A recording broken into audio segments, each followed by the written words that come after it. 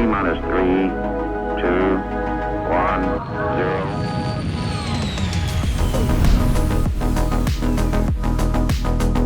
Hello, my friends, and welcome to the Launch Sequence podcast. It's another week, another time to talk about some good stuff, and we've got 4.1 news for you, actually. So, Star Citizen, we've got a good topic, and I've got the Shadow Patch Notes guy to fill in the blanks for me today. 5-Star, been on the Citizen Central podcast. Welcome to Launch Sequence, man. How you doing? Thank you for having me, man. It's an exciting time in the Star Citizen community. It's a freshly exciting time, I think.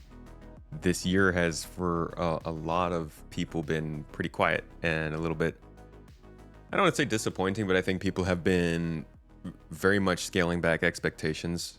And with the monthly report this week and a little bit of news from like item recovery work going into the game and 4.1 now entering Evocati with some new features and stuff, it's definitely looking more exciting. So that's going to be what we talk about today. But I'm sure you've noticed we fixed our camera for anybody who's been following the drama over the last few weeks. That took us a while, but we are back to proper visuals. So hopefully no more distractions during the show, except for our lovely faces. 5-Star though, how have you been lately? How's Star Citizen been treating you? How's gaming been? It's been pretty good, man. As you said, they came out, they spoke about the new prerogative for the year, which is they're going to focus on content and not so much features, which to me translated as stand by. It's gonna be a bit of a slog, but Yeah. the content's looking good, like fun, at least engaging. If they keep up with it every month, uh, that'll be good for us content creators too. We can cover all the new patches. If they really do stick to one a month, I think that'd be great. For engagement, people checking out the game online and coming in, and all of that. So we'll see what's going on with those features. They don't seem to be completely on the back burner, but whether or not they come to us this year, we'll have to see. Have you been in game a lot lately? Oh yeah, I've been doing all the events. Went ahead and did Supply or Die. That was cool. We could talk about that later. Yeah. Yeah, Um, we will. and as always, I'm just anytime there's a PTU, I'm religiously on it, just scouring the shadows for the notes. Okay. And I've got to ask because it's an exciting year. Um, Anything else you're playing? Yeah, I play a lot of Tarkov, man. Whole lot of Oh, Tarkov, which is okay. again why I'm very excited to talk about this gear recovery thing. I have a lot to say. Um, yeah, Tarkov is I'm one of those Kappa sweats in that game. Okay. Other than that, what else have I been playing? Been wanting to get back into some single player stuff like Tears of a Kingdom. I bought it last year and never played it. Okay, so you got a backlog. Oh, yeah, I You're got a going backlog. you're going back. Yeah. See, Yeah. you're not looking at any of the new games coming out. Like Oh yeah, February and March GTA. have been just good months for gaming. You playing any other space games? Uh, no, not really. What about you? No. Yeah, actually, I'm playing an RPG called Citizen Sleeper. Oh, Yeah, it's a text-based RPG. Pretty good times. It's yeah, like some of the best music, and I think it does a really good job of setting up the world that you're living in, which is something that I'm still really waiting for Star Citizen to do more of. Um, but it's not a particularly exciting game. It is basically all text-based, and you're just scrolling around and answering questions and going on quests and stuff. But I've been enjoying it. well, we got mission givers coming, so who Yeah, knows? yeah, Might be a yeah. new age for that. That's gonna be Oh boy. Yeah, that's going Yeah. to be an exciting part of this talk, guys. It's cool stuff happening. Let's get into this. So, it's been 2 months. January and February are complete. That's we counted the two there. Not enough time to I think fully judge whether CIG strategy is, coming together and making the biggest difference. But we do now we can see 4.1. We've seen how 4.0.2 has performed, and we're getting a more clear idea of how the company is at least moving as one. Do you think what they were planning or what they planned for 2025, playability, content, stability, is it the right call still in your mind? Yeah, definitely. So in my last Shadow Patch Notes video, I spoke about this a little bit at the end. I brought up Operation Health from Rainbow Six Siege. I don't know if you played that game at all in the past. Yeah, You a little have? bit, Okay, just the tiniest bit. Yeah, when it first tiny came out. bit. Okay, so that's a team-based tactical shooter. Yeah. But there was a 6 month period. It was like 4 to 6 months where they didn't put out any new content, and they just fixed the game. They just while it was live, while it was going, they went ahead and fixed all the back end stuff, the code, uh, net code, all that stuff, and it was a bit of a quote unquote uneventful time. But as it was going, it was rough. It was rough to play the game during that time too, like rougher than it was before. Hmm. But in the end, it was Because they were very just much worth it. changing stuff, or Yeah, they were changing stuff. The game was already in a bit of a rough spot, but they were like doing stuff on the fly as the game was going, so it would like kind of get worse and get better. And then on top of all that, there wasn't any like new agents or maps or anything.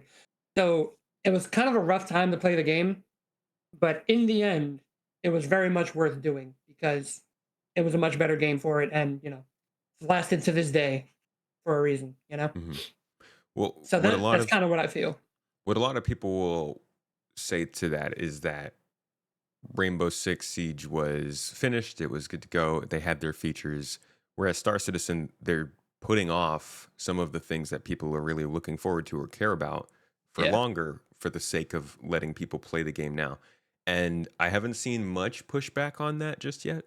But I think if we don't see some significant features come in, which we're going to talk about here today, there are some good things in the works. But if we for some reason didn't see that, um, the tide could turn and people could start to like the majority of people could start to be like, no, we want more features instead, right? Yeah, agreed. I think it is a bit of a crude comparison, but I think just in general, having to wait for features is always a rough thing in a game. True. And the big one I think was all that 4.0 stuff. That was something we all expected was not only right around the corner, but supposed to be here like last year. Hmm. So to see that it's not even on the 4.1 was probably shocking to quite a few people, myself included. But it's coming. The system was there. We've played a little bit of it in the past, so we'll see. We'll let them cook. Yeah. Yes, we will. We'll let them cook. So 4.0.1 came out at the beginning of February, and then 4.0.2 came out at the beginning of March. They're sticking to their monthly updates. Do you think that that's going to continue? Because sometimes CIG gets a little off schedule.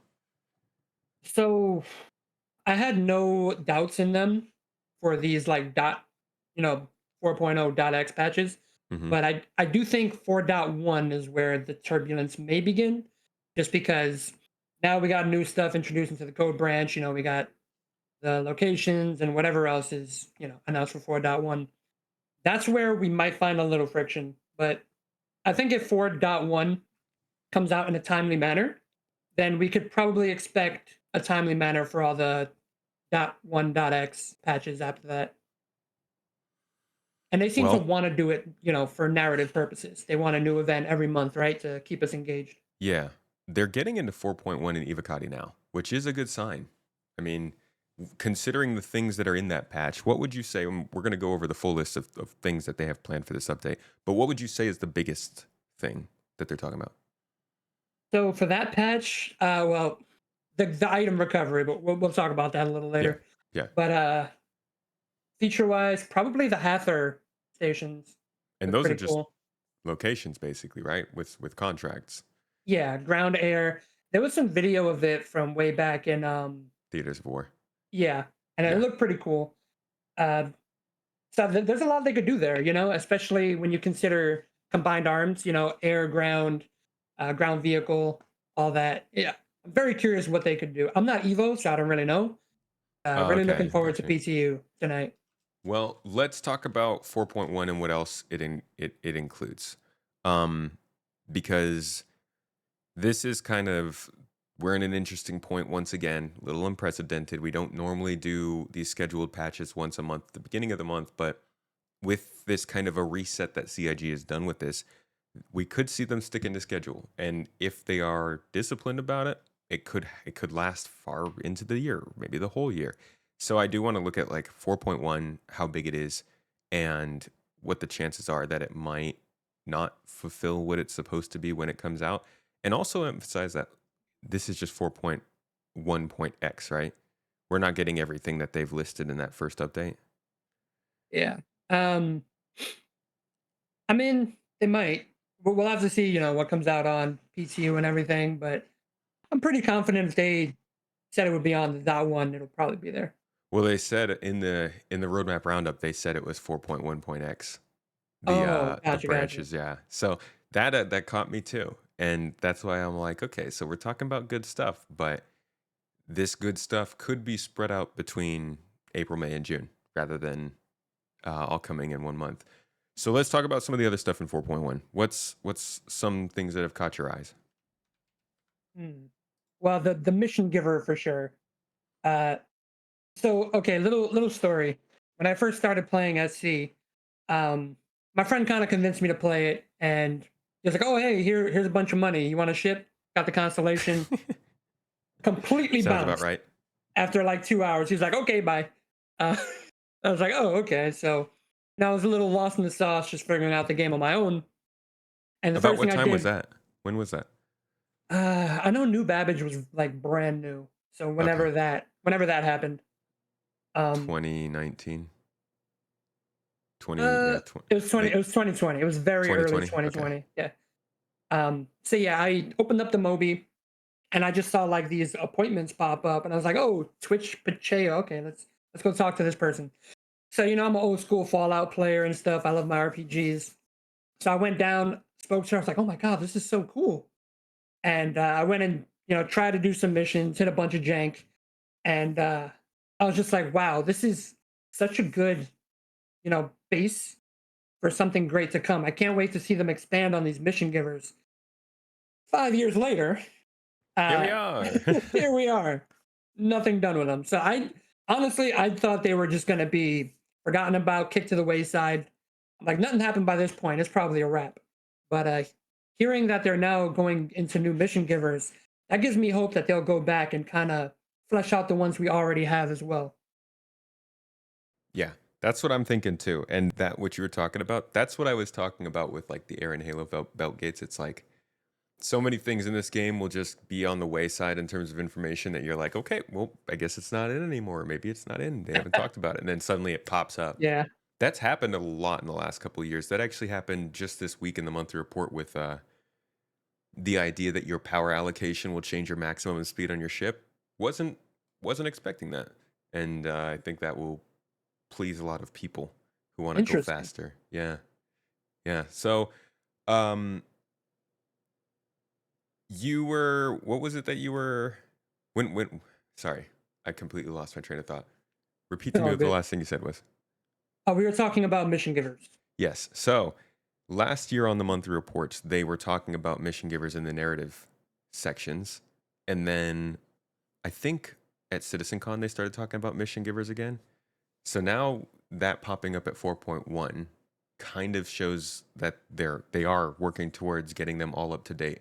Um, Given your experience with the mission givers, was it just Tisha Pacheco that you've encountered?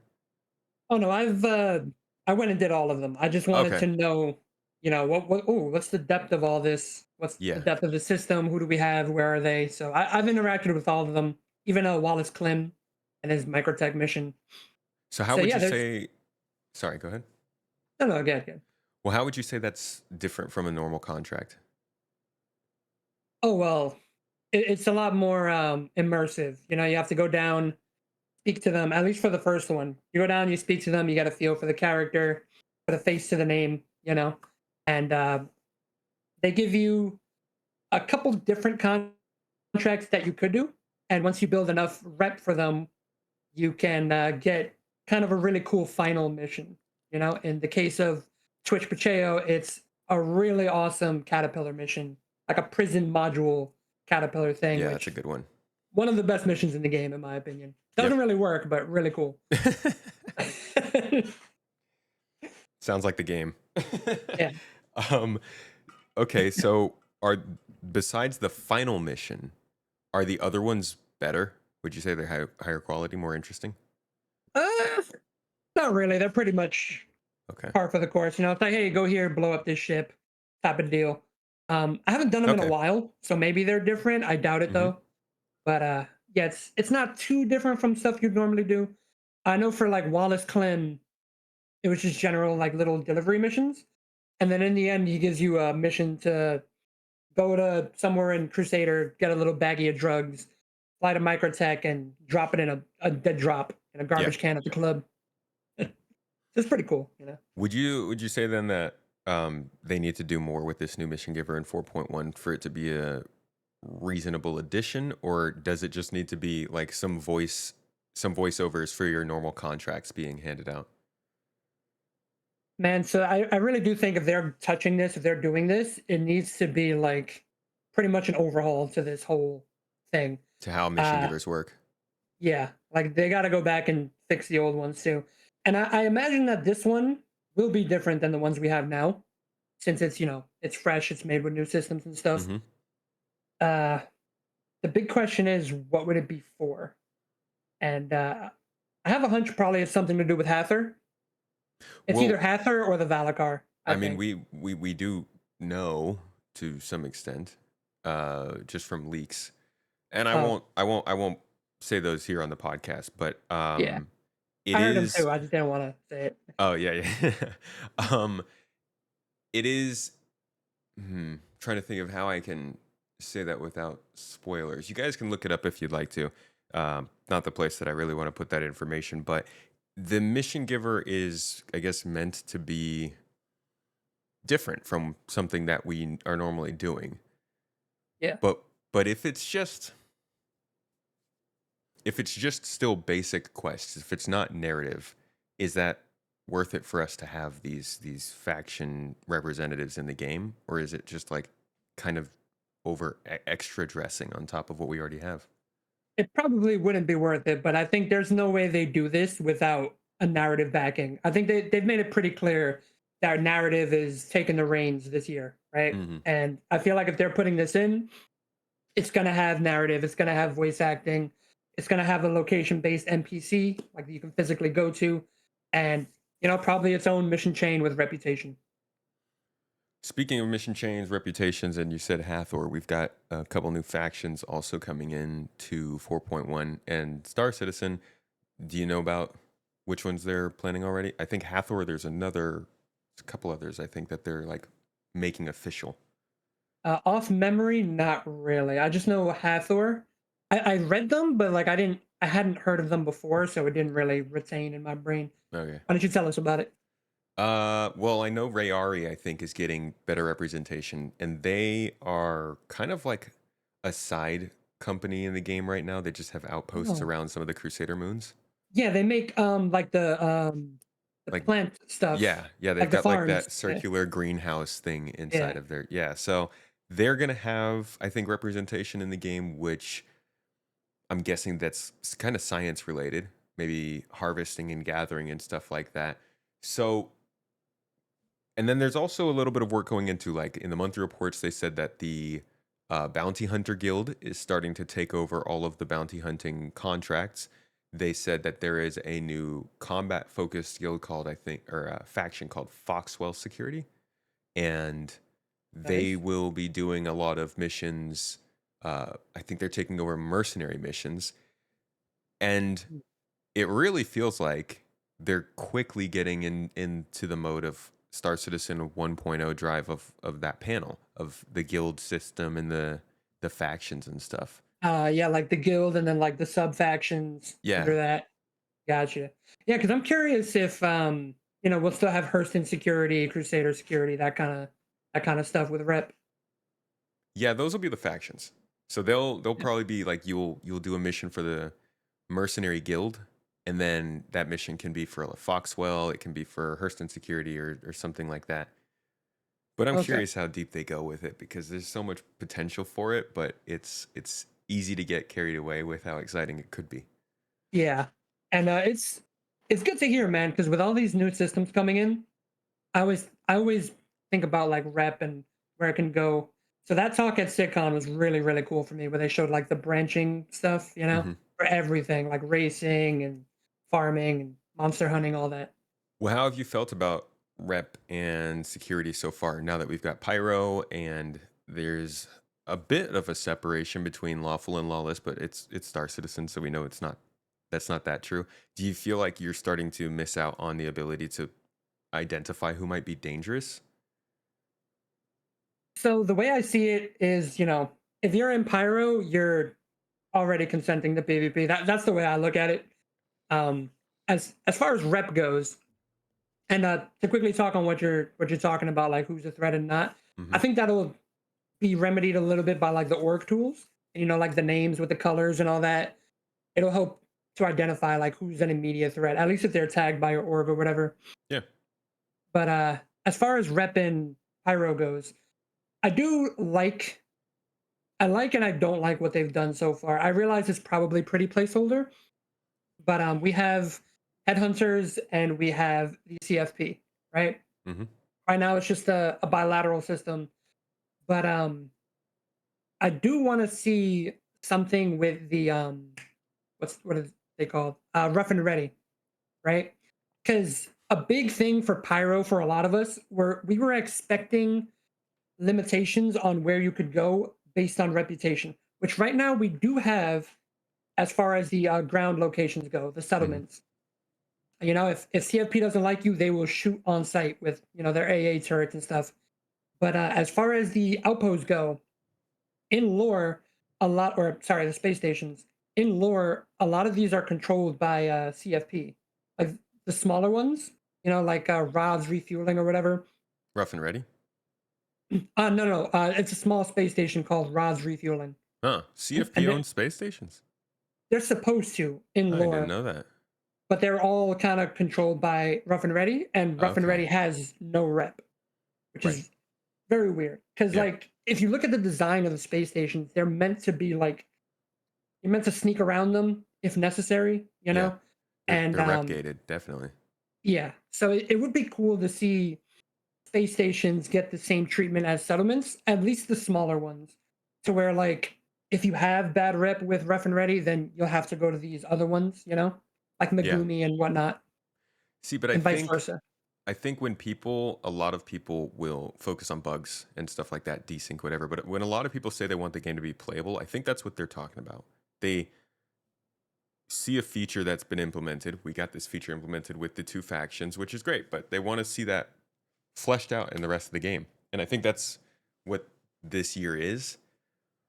Do you think, though, that we'll see? Well, I guess I would have passed that to you.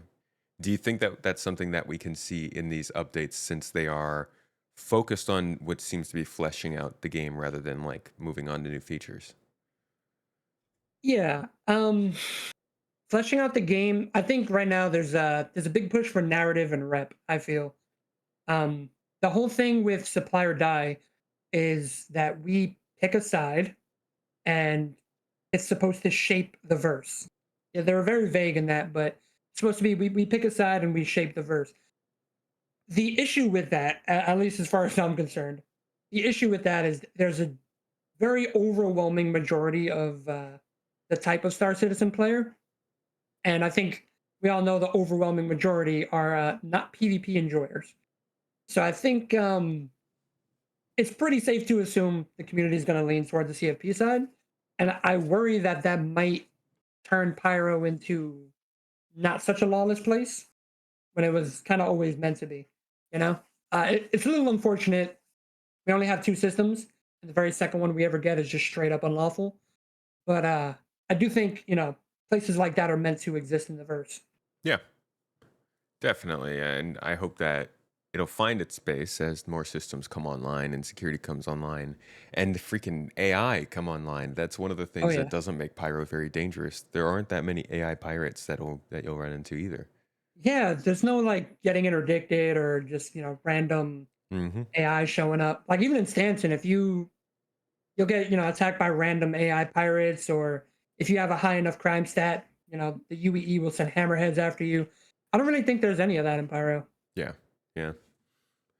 Um, the Hathor group is another faction that you talked about, and they will be in. They have like a few different locations that are coming from actually theaters of war. For those who were not around for that, that's a whole episode. But um, Did you they ever play have that? no. It never went Okay. public. Yeah, I wasn't sure if you were like part of the play No, test or anything. no, no, no, no. I couldn't even run normal Star Citizen at that time. I Okay. wasn't very interested in hopping into that. Um, but this includes multiple ground locations and a couple of space lasers in orbit of, I think, two of the moons in the system. My Mhm. favorite thing about this is that it's more variety added to the game, not uniformly. So it's not as monotonous. You go to a couple of moons and suddenly you see mining lasers and alignment stations. You go to a couple other moons and there are refining stations and old abandoned warehouses. And like this moon is all just completely barren. I like that sort of variety thrown in, but I don't know what they could do in terms of missions to make them interesting. What is your take on these locations? I'm really, really hopeful for them, man. The fact that it's a space and ground location, the first thing I thought of was the station warfare that they showed off at SitCon, Hmm. where it was you do something at the space stations, you do something at the ground locations, kind of like a king of the hill type of thing to like Hmm. control it as long as you could, and you fuel it with resources to keep it going and get your tokens, whatever.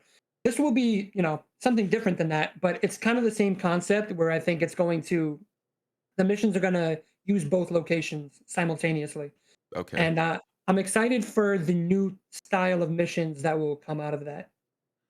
Yeah. Yeah. I think they could use some of the assets they already have, I mean, just general defense spawning key cards, stuff like that, and make something kind of narrative out of it. I wonder how Yeah, repeatable it'll be, though. I'm just I was gonna continuously realigning this space station. yeah, I was gonna say what you just said. The introduction of the CZs was a mwah, beautiful. Like they straight up put extraction shooter elements into Star Citizen, and it was great. So I could see them doing something along those lines where like there's something you have to go in, get extract with, and bring it either down or up. That could be one cool thing. Yeah. Depends how big these locations are. I'm hoping the ground locations are like how you call it. I haven't really seen them too much, but I'm hoping they're like distribution center size. I don't think they are. Oh, yeah. I don't think they're that. I think they're just like a kind of a large outpost. Like a bunker kind of deal. That's what I'm Yeah, a little picturing. bigger. Yeah, a little bigger. Like the depots, they've been like the forward operating bases. If you've seen those, Ah, yeah, I yeah. think it's around something like that. Um, that is so. That's the Hathor group, and then there's also a sandbox activity that they're adding. That everybody kind Oh, of has different ideas of what it might be, but a lot of folks are pointing towards the Valakar being what's planned, given that it's already been teased. What do you think it is? it is Or absolutely the Valakar. Like it's got to be. yeah, okay. Do you think that um it could be that they release this sandbox activity in waves? Like this is one of the things that we see in 4.1 and then 4.1.1 and then maybe point 2? Uh, let me pull up the roadmap. But I do think they want to drop this in 4.1. I'm pretty sure it won't. I think 4.1 is going to focus mostly on Hathor and some of the new systems they're bringing in. This sandbox activity may or may not get pushed back. Either way, I'm okay with it. Just knowing that it's on the in the near future is enough for me. Yeah, it's nice to have more sandbox activities. Yeah, for sure. And Let's this one's a huge, huge one, doing a lot of different stuff. Uh, I think the one thing that makes it a little strange to me though is the Valakar fight seems so focused around the idea of crafting that mhm. getting it so soon without that seems a little weird, which is why I feel like the mission giver is coming now because he'll be the one you go to. He's like, "Oh, there's a monster out there. I need you to get it. I need the pearls." And so you go and give him the pearls, and that's Right. why we have pearls. Yeah, Okay, so he's kind of like you think will be involved in some of the monster hunting part of this. yeah. It just it's the only thing that makes sense to me, right? Because it's a new big mission thing. It'd be cool to have some cool thing to come with it. I feel like it was supposed to be crafting, but crafting's now, I don't want to say on the back burner, but they're No doing this idea. year of they're doing this year of narrative and stuff, and yeah, so they needed something to make the Valakar unique and give you a good reason to do it besides just credits. And I think maybe this is a good way to start. So some people will say, "Hey, Valakar, why would I want that in my space game?" Are you on in that crowd? Are you in support of them adding monster hunting? Do you feel like there is a reason? I mean, it's dope as hell. Why would you not want a Valakar? Well, Like, how do you justify space worms in space sims, or yeah, sandworms in space sims? so I mean, this is a sci-fi game, right? We all want really cool sci-fi stuff. We got the Copion, which is dope. We finally got birds in the sky. Hopefully soon, fish in the water. And this Valakar is really awesome. And dude, I love the direction they went, turning it into essentially like a raid boss, where you and your friends got to get together. They made it to where ground vehicles are necessary to even bring it out, and that Hmm. person has to stay alive to disturb the ground and bring it up. So there's a lot of really smart design that went into this. I feel they also made it to where if you A2 bomb it, you destroy all the resources. So you want to not just go for the nuclear option, which is again why I think the end goal will be get the pearls and do something with them. Right. Probably give them to the mission giver. So I think this is a really good step forward for the game as a whole. Another great career path, right? We had the Copions, like I said, and they came out with missions to collect horns, right, or collect Hmm. the thing inside the mouth of the bird. So it would be really nice for that to have its own rep tab, its own career path. Yeah. So Yeah, it I think might that was be, part of the competition, or no, can't remember if that was part of the science or the competition guild, but there was definitely like hunting, gathering, and like animal control yeah. faction or something like that. And I wouldn't be surprised if, let's say hypothetically, this mission giver is the monster hunter guy. I wouldn't be surprised if it's like do a couple Copion missions, a couple Marok missions first, maybe a couple like juvenile Valakars, and Hmm. then you get the big boy contract after you get some rep. Yeah. Yeah, no, I think there are so many ways that they can build in progression, and I'm even looking at this now, and they're also mentioning space combat missions coming in. And if we keep getting content drops like this on top of the stuff we already have, it's not going to take very long for there to be a lot of different things for people to do, at least in these types of gameplay. I don't know about mining and salvage; those are still very sandbox driven, but with combat, it seems like there's beginning to be a lot more choice. Yeah, I agree. Especially Pyro shakes it up too. We've got the ground locations, we've got the asteroid bases, and all this stuff with Hathor looks really, really interesting. So Hmm. it's a fun time for gameplay, even if features aren't big on the list for this year. It looks like gameplay still is. You know? Yeah. They're also talking about adding armor and weapons to this patch. We haven't had like a new FPS weapon, I think, since 3.9 or so. So Yep. it's been a long time. Um, we know that we're It, getting the Volt guns. You oh, that one interested in guy those? on Spectrum is beaming. Let me tell you. I don't. I felt his energy, man. These guns were confusing because they disappeared for a long time. Then they came back last year, and then we went by like 6 months, and they still hadn't shown up. And we're like, okay, figured these would have been in 4.0, but it seems like they kind of held it back. Maybe to well, I don't think they held it back on purpose, but it definitely feels like they can more strategically trickle these out as content now instead of just like releasing it as a new feature kind of thing. Yeah, because I think they have the rifle and the SMG, yeah, Hmm. on the roadmap. So there's still the shotgun and the pistol. That would And a probably. sniper rifle. Oh no, yeah, and a sniper rifle. Ooh. Is Yeah, there so those could be in .x patches or maybe later. actually there might not be a sniper. I might be confusing that. They're really cool though. I like the sound of the shotgun. I think no, I'm sorry. The SMG, it said something like it starts out as a single beam and then it separates into multiple beams as you keep firing it. These guns Oh, that's sound cool. fun. Yeah, they sound Yeah, like fun. I'm a big fan of like alt fire weapons. especially the Karna. The Karna is one of my favorites. Hmm. That charge shot is like stronger than most snipers. Yeah, I like the Karna. There's just something about firing it that's a little off for me. I love the look and the idea of it in the alternate fire, but uh, it's not fun to shoot, and I'm worried that the Volt guns will be like that. Yeah, because man, that little pyro SMG was the most disappointing thing for me. I still haven't used that. It's rough. It's you have to be really close, and it is not a very quick TTK. Um, so yeah, it's probably gonna just stay in my hangar for the foreseeable future. But I don't know. Can you use it in Arena Commander? I haven't tried. I have no idea. I don't even know. It looks like it shoots out a mining laser. Yeah, it's basically like a multi-tool, like a mining multi-tool, just modified. Yeah. Super exciting. Great, great, great for you, Pyro. Yeah, We love your it's vigor. it's a cool weapon. I think it might be fun for like doing PVE bunkers and Mhm. stuff. But make sure you got heavy armor because it's gonna take a while to get a kill. And how about new armor sets? How do you feel about this idea that armor is going to come in, have its own stats, change the way you can be detected, or things like that? I really like that. I know a lot of people are. It's a bit of a divisive thing. I do like it personally. It's just another one of those RPG elements that I want to see in SC. And there are certain things that I think are cool to do with that. There's certain things that I think are a bit much.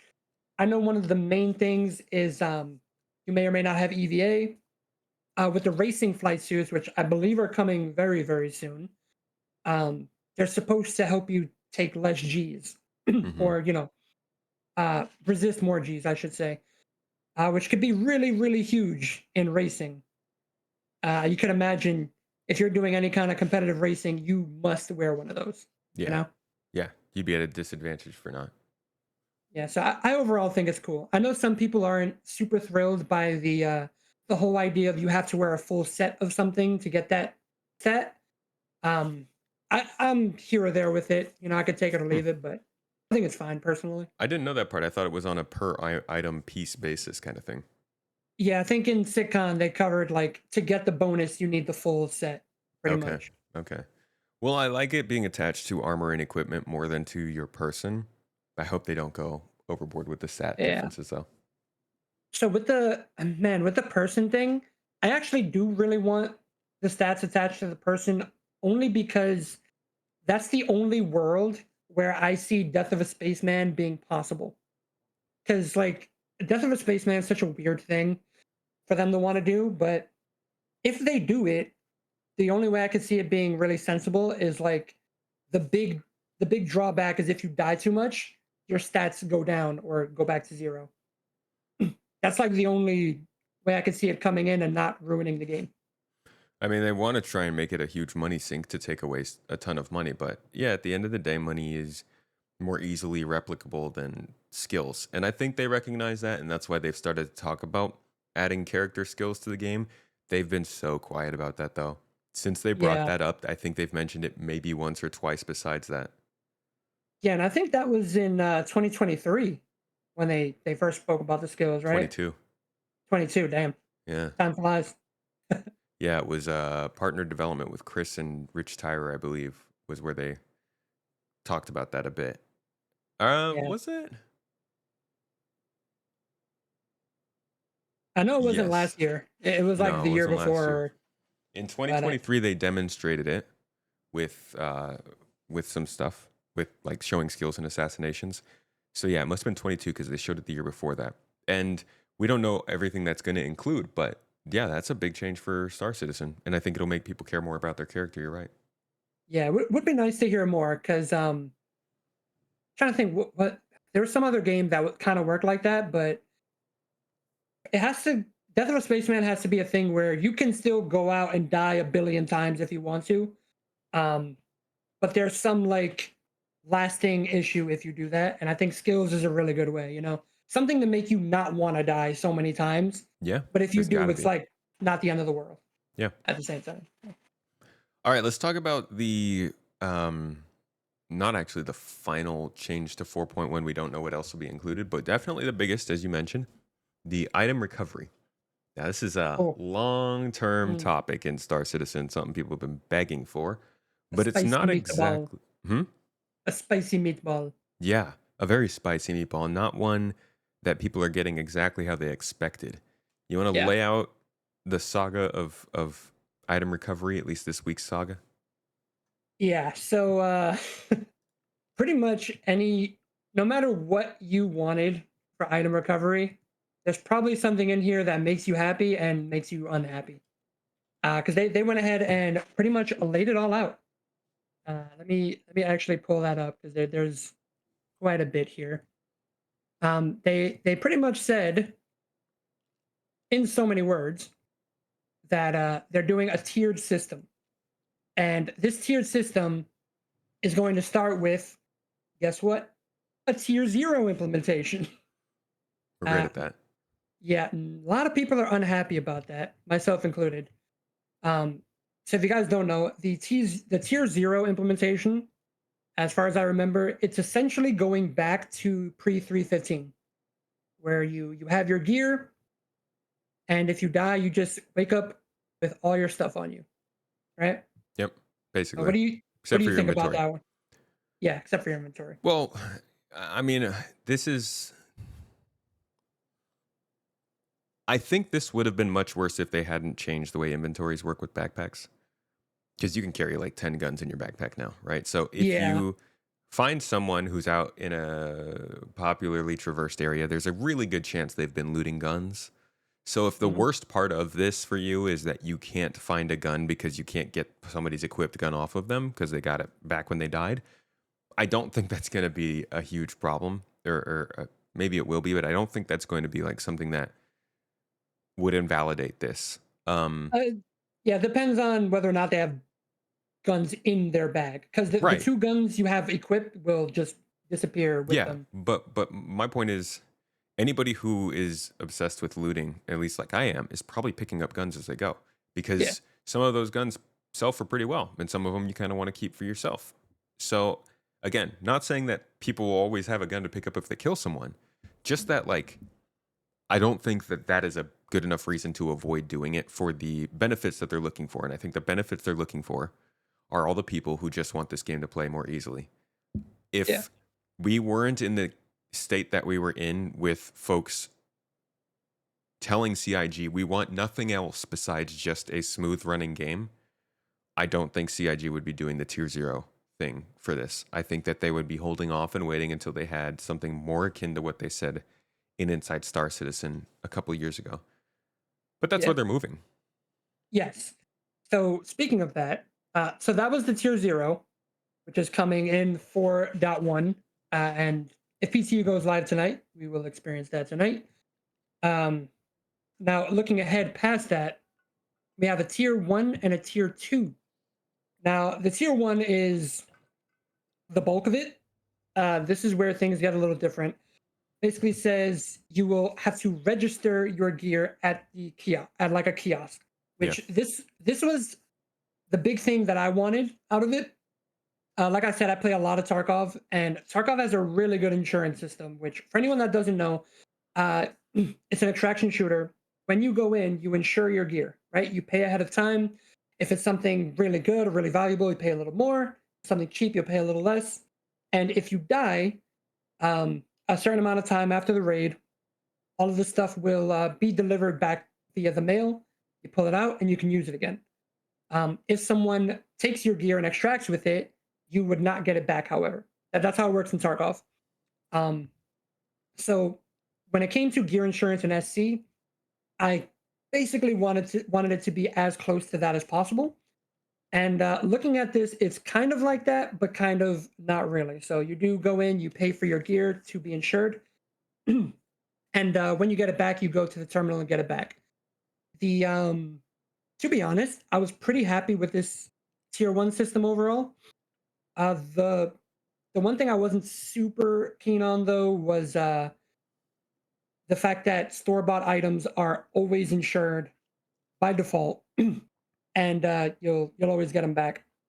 I kind of didn't like that just because I just feel like what's gonna happen is someone's gonna put on their best store bought gear, their best store bought two guns, and that's going to be it. They're never really going to deal with insurance or any of that. They'll just get everything back. Not a super big deal. I think it's a little on the lame side, but I can live with it. I think the big thing people are upset about though is the bricked items. You want to talk about that for a bit? Yeah, but I want to touch on T1 real quick. Um, Okay. Yeah. I I agree with you that I think people will be doing that.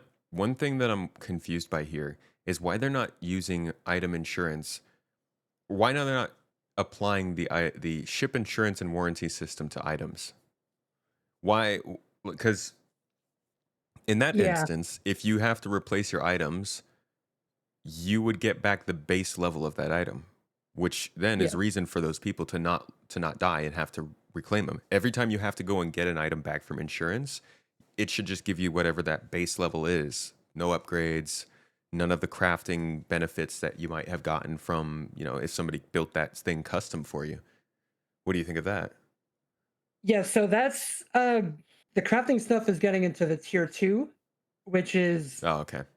which is kind of why it's weird to think about that because we're probably not getting crafting this year.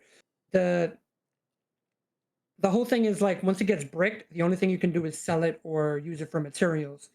But we don't have the materials. Um, so it's a bit of a weird one. The whole like being brick thing, I think it's just there to prevent duping pretty much. Well, yeah. But yeah, I don't know. It's there's holes all over this thing. Like it's a very weird system they laid out. And I'm sure by the time we get tier one, this is gonna change in a couple ways. So we'll have to see what happens there. Overall, I'm mostly happy with it, but I can see why a lot of people have issues with it. Yeah, I think a lot of people are like, this looks good in the long term, but that's been the story of Star Citizen for 12 years. Yeah. It's like that doesn't tell us that it's actually going to get to that point anytime soon. Yeah. I So what are you, personally Go yeah, I ahead. was gonna ask, what's your personal opinion on tier one? I don't think it's going to take that long. Um I've been burned by making predictions about CIG plenty of times, so I don't want to make this some kind of formal prediction of what quarter it's going to come out. But I Yeah. do think that the CIG we're seeing now is different from the CIG we were seeing 18 months ago, was different from CIG in 2021. And where they are now, I think, is a little bit better at launching an initiative and sticking to it. Um, I agree. they don't do that with everything. And there are probably some pretty clear examples in the last couple of years where they have actually tried to do something, but then they've pivoted. But most of the time, it seems like when they're pivoting, they're still actively working on something. For instance, take master modes. We know for a fact that they launched master modes around this time last year. They've been collecting feedback, and while that team got distracted with engineering and jump points last year, they have gotten back to work. They announced that there are some changes happening in December, and in this last monthly report, they're also talking about it. So, like, they have pivoted, but they've stuck with that course to try and reach a state that the players can be happy with. And we're seeing that now in the messaging with how they're releasing patches every month, with the way that they're trying to tackle these bug fixes, creating strike teams for certain things. They seem to be more focused on actually showing players that they're making the game, which makes sense. Before it was all Yeah. engine stuff. Now it's a little more like game experience stuff. So I think that item recovery is pretty important for them to get going because they have to knock out insurance for this game to work anyways. They need their money Yeah. sinks. They need, like, this is not a system they can sit on and wait. Yeah. And people just want their gear back, right? People want to be able to use the stuff that they paid for and not have to be like, oh well, I can't see it ever again until the next patch, you know? Hmm. So we'll finally see a lot of people running around in a variety of different armors and hopefully the sperm suit meta is finally dead. Uh but yeah, what do you feel about it overall though? Do you like this system, the way they laid it out? Is there anything you would change? Just what I mentioned about, well, two things. One, there needs to be some pretty high costs for getting your stuff back. Like Agreed. if you go out and you lose it and you're going to get it back for the materials it cost or the money it cost, that should be a very heightened price, Yeah, especially if you're like in a place, where supplies aren't easy to get to. I would like it to scale, kind of like Tarkov does, right? Like if you're insuring some cheap armor, it's a bit less, but if you're insuring, like let's say a railgun in this game or like some heavy Marzov, it'll cost more. Yeah. And I imagine that's what they'll do, hmm hopefully. They also need to make sure this system's easy to use.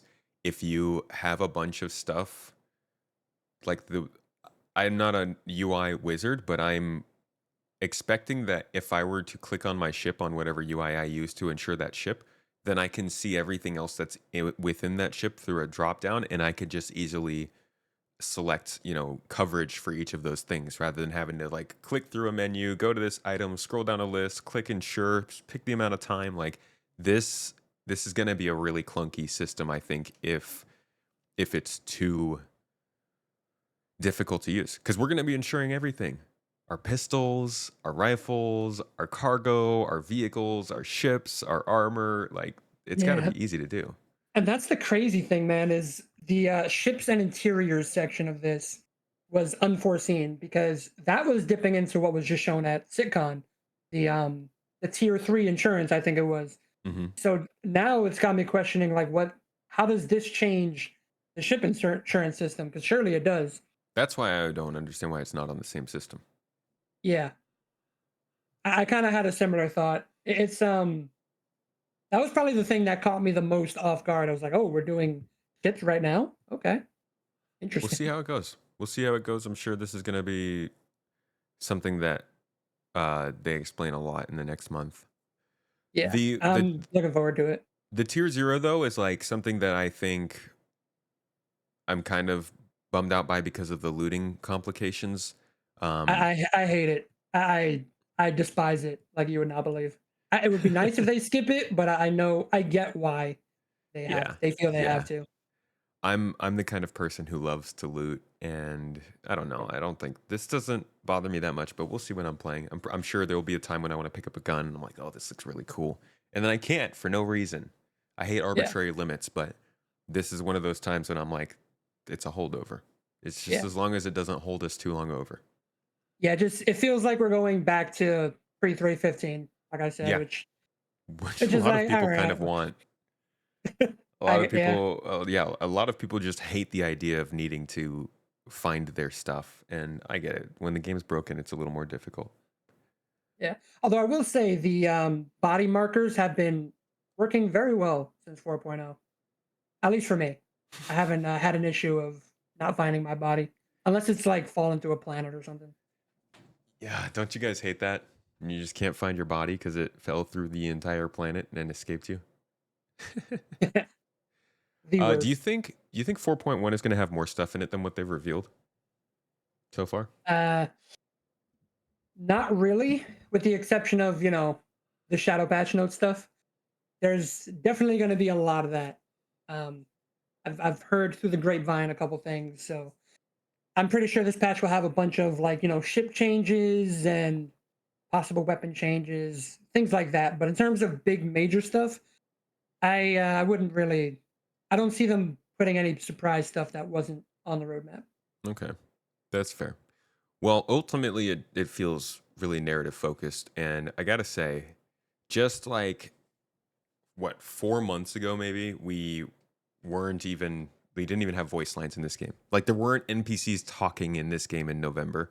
Now we have NPCs in both star systems talking. We've got data pads showing up. They're releasing trailers for factions and mission givers are coming in that oh, we didn't even mention the mission giver coming in, folks, is a Banu. It's a freaking alien. It's the first alien. He's gonna be a hologram, but still, like they're doubling Oh, down so hard on narrative stuff. What do you how do you feel about this whole effort? wow, so I knew it was a Banu. I did not know it was a hologram though.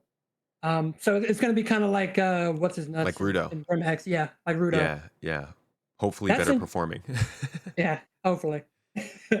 I think it's pretty cool, man. I've been dying to see the aliens in the game. Um, I'm really pumped for like the whole mission giver thing as a whole. I really hope it marks a new turning point for it. Um, and we'll see. Maybe maybe this is the start of something great. Maybe Banu NPCs will actually show up in the near future. This this actually has me confident that we'll see all of the aliens before 1.0 because I know the Vandal were going to happen. That's definitely Yeah, going to be a thing by then. And the Jean were possible in some ways just because we are going to be in Castra. I thought maybe they would try and do some sort of like a voice comms at least with the Jean, but there was never any obvious connection to the Banu other than their ships, and that's not a reason to bring aliens in. Now that they're doing this though, I'm like, we might have all of the alien races by the time the game comes out. Which, well, not all of maybe them, the main ones. Tavarin. Yeah, we won't have the Tavarin or the Krthak, but 3 of 5 is pretty good. Yeah, I mean, the long-term goal, I mean, who knows if it's still a goal, but you're supposed to be able to pick an alien as your playable character, Right. you know? So Yeah. that'd be pretty sick if that gets in for 1.0. I doubt it, but I hope so. Yeah, I think that's definitely a future thing if it does happen. That sounds like a 2020 a 2012 stretch goal kind of thing. Like Yeah. was that an early promise they did? I think so. Yeah, it sounds You know? like it. But even with this narrative drive, the missions that we have are still kind of limited. So we Yeah. just got back the 890 jump mission, but we lost the Covalix private investigation mission. No more missing Oh, persons. No more box God. deliveries. Um, Racing. there's no more racing missions. Yeah, they're not in there. Oy. Yeah, They so haven't been. we're still suffering quite a bit from not having these bite-sized pieces of gameplay for people. Um, do you think that it's worth it for them to keep going back and trying to fix those, or do you think they should just move on and make things that matter more and use all of the new systems? Oh yeah, so there's like two different tiers of things that aren't in the game as Mm-hmm. far as missions are concerned. So there's the ones that aren't in because they are just inherently broken, like Orison platform missions, Oh um, God. stuff like that. Yeah. The handyman missions. Um, those are in the worked to all hell category, right? Mm-hmm. But then you have the other general category that's just like they need to get this working with server meshing, which is where your Kovalex mission, your racing contracts, those come in. Yeah. So it's a very awkward time for missions in the game because of server meshing and the whole mission refractor. Elliot's got his hands full right now. I do not envy that guy, but surely they'll make it work. They'll get it all back on track, and we'll be able to move forward with the new stuff. And you want the old stuff still. Oh, absolutely, man. Yeah. There was actually a really cool racetrack that was in the Pyro playtest. It was in Checkmate, well, around Checkmate Station. It had you going up and in it and through it and flying through the fire and the beams and stuff. It was so cool. It ran at like 10 FPS, but it was I amazing. that is It pretty cool. was it was really nice. And I was hoping we would get it with 4.0, but I think because racing missions as a whole didn't come in, that didn't come in either. That's been a So pain. yeah. So we'll see. Anything that they do now, though, is built to work on meshing and all that. So Yeah, yeah. I think part of the playability of this game is like every single mission that they have needs to be able to run 90% of the time, if not more. yeah, And we need to be able to get rep from them. I think if they did that by the end of the year for all of the missions that we've had so far, plus getting the mission givers running and making the sandbox work well, they'd have a pretty good experience on their hands. yeah. And it's like people say, if you just made the game we played today really, really good and compelling, that'd be enough for a lot of people. So I'm glad that they did the push for pyro and meshing first, and now that we're here, they're like, all right, let's take the year and stabilize. Which is, ultimately why I'm like, it does kind of suck, but it's very much necessary, and I'm overall glad they're doing it. Hmm. Um, all right, last bits that I want to talk about are the ship news that we've been getting. So, we saw some concept work in Star Citizen Live this week. Have you watched that? I did not watch it, but I did see all of the little concept vehicles, like the RSI one. Looked Yeah, really the interesting. RSI salvaging ship looks really interesting. Any favorites from the showcase? Yeah, probably probably that RSI one. I was Okay. like, I really like the like little beetle look of it. It looks awesome to me. I like that. I like these small RSI ships. They seem like these cute little toys, like the Yeah, Mantis and the RSI makes Aurora. some cool You know? looking stuff. I'm very surprised to see a salvage ship coming in at smaller than the Fortune and the Vulture. Yeah, like you would expect that middle ground, between the Vulture and Reclaimer. Yeah, Surely it's coming. but they're really trying to flesh out that early game experience with Yeah, things like this, with some of the fighting ships we've seen. I wouldn't be surprised if we see something new in mining.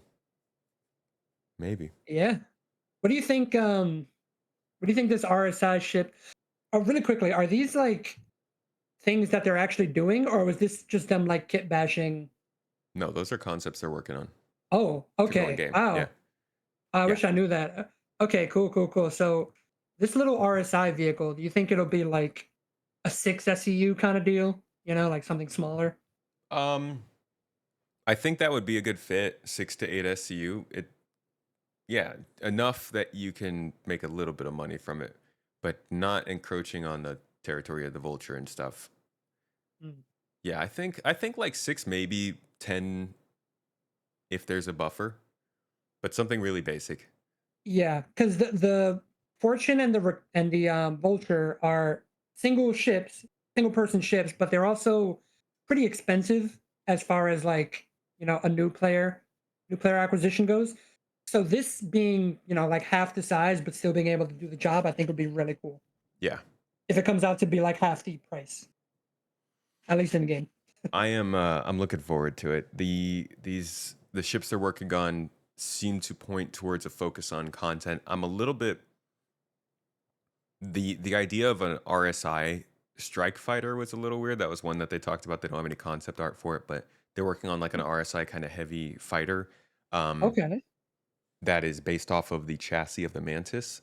And I'm thinking with that, if you look at the Prospector Fortune, the Raven Firebird, the Terrapin Metapin, you see that they're starting to renew old ships with variants, and then I would hope use that as an opportunity to gold standard the other ship. So they might do that with the Mantis, and it makes sense.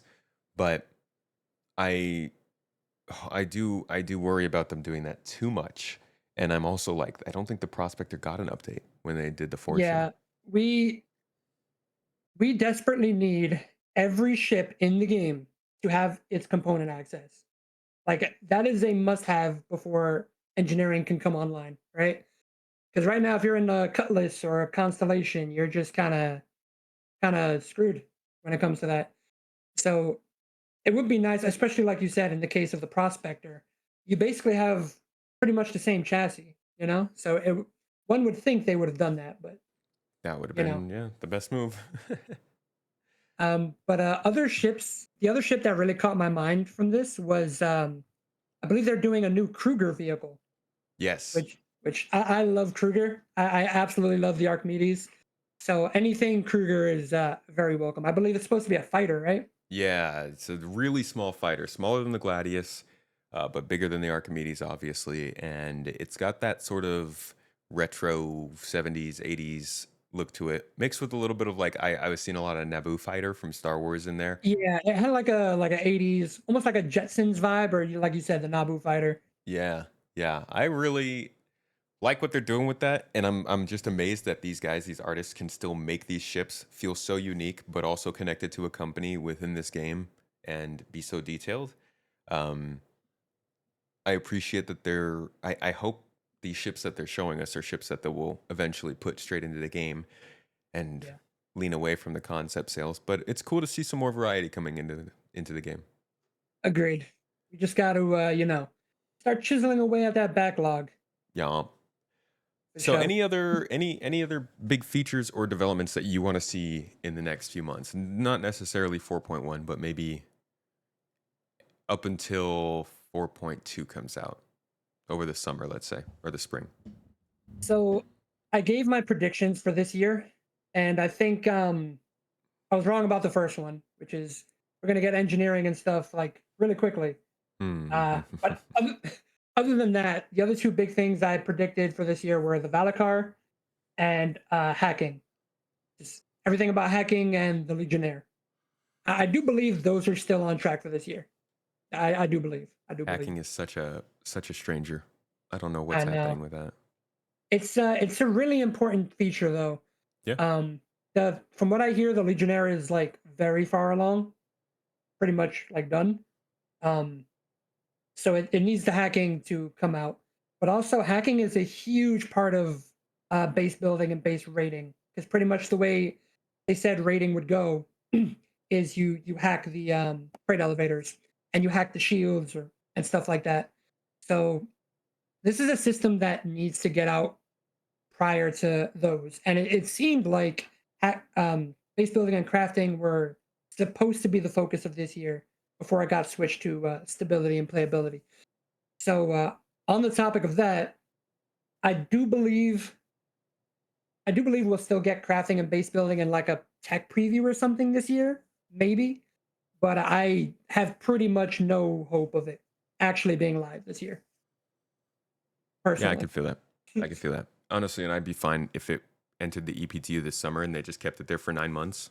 Yeah, Whatever, same. test it. Like we can have access to it and try it out. Make sure the live game is good. As long as we can see that the progress is going forward, I think people are more understanding of that. Yeah, and if there's one thing that needs to not get the tier 0 treatment, it's that. You know, Yeah. I would Yeah. rather that Yeah, get you can say fleshed that. out. Well, on the monthly report, they did say that hacking is now working for devs. So they've got a version that's playable. We're getting there, and as long as they can polish it up, yeah, past tier 0, I think people will be really happy with it. Well, somewhat happy with it. Yeah, Either way, man, thank you so much for talking with. Thank you so much for talking with me today about Star Citizen 4.1 and I guess kind of some of 4.0.2 and stuff, but mainly just like what's coming up next.